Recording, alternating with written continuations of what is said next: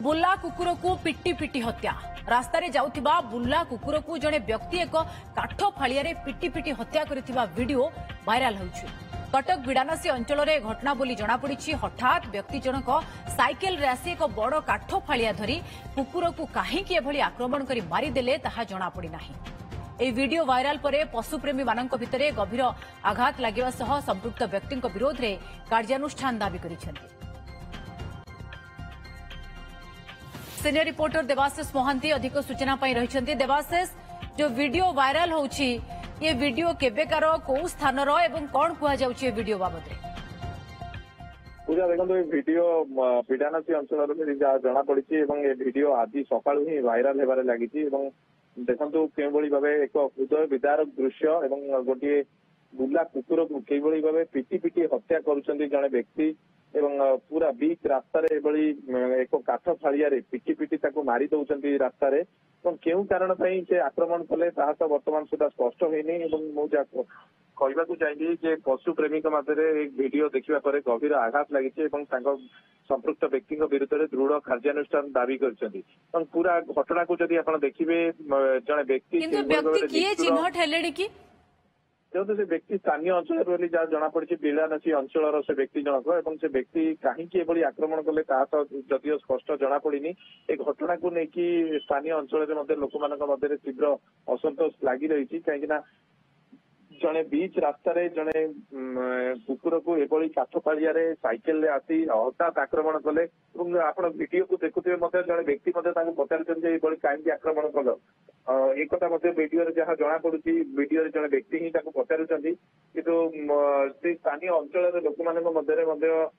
घटना को लेकिन असंतोष रही कहीं बुला कुकुर आक्रमण कर आक्रमण में बुला कुकुर जहाँ देखुछु जे पाखरे भी किछि लोक अछंती किछि लोक भी सही बाट दे जाउछंती केही भी को अटकेइलेनी। देखो कहीं तो अटकई ना फल ही कुकुर जीवन टी चली जाइए केते निस्संस जड़े मनीष हो पारे आप वीडियो जापारे हठात ताकू आक्रमण कले आक्रमण करने सहित मारिदेले से मृत्यु होगा पर्यंत काठ फाड़िया मारू था आप देखुए जब वीडियो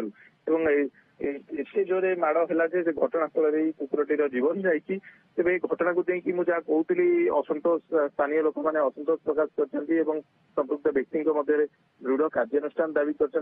सहित सोशल मीडिया रे वीडियो को लेकिन एक प्रकार हईचई देखा सोशल मीडिया से व्यक्ति किए स्थानीय अंचल लोक मैंने जो मैंने सेठी उपस्थित थिले सेमाने भी परिचय दे पारंती जानिथिबे व्यक्ति को। देखो जहाँ जना पड़ी व्यक्ति जनक स्थानीय अंचल बिड़ानासी अंचल स्थानीय अंचल लोक मैंने भल भाव जानती जदिव ये घटना को लेकिन थाना कौन लिखित अभियोग है कि वीडियो भाइराल हुए तो गणमाध्यम खबर प्रकाश होगा हुए तो थाना एतला जहाँ आम शुणा पाचु कि बर्तमान सुधा लिखित अभियोग किसी किछि दिन पूर्व आप देखिए कुकुर को लेकिन जहाँ मामला सुप्रीम कोर्ट में पहुंची बुला कुकुर को रास्ता हटा जाऊ भुवनेश्वर में बुला कुकुर संख्या गणना होता हटा जाऊ सहर जदिव बुला कुकुर निश्चित भाव एक सहर में बुलाबुली कला बेले अनेक दुर्घटना आरंभ कर अनेक किसी असुविधार सम्मुखीन होती किंतु ए बाबद जो घटना अमानवीय ये घटना देवाशिष जहाँ सीसीटीवी रे पूरा रही किंतु ये व्यक्ति किए चिन्हट करा जाऊ एवं कार्यानुष्ठान बहुत बहुत धन्यवाद देवाशिष आपन सूचना।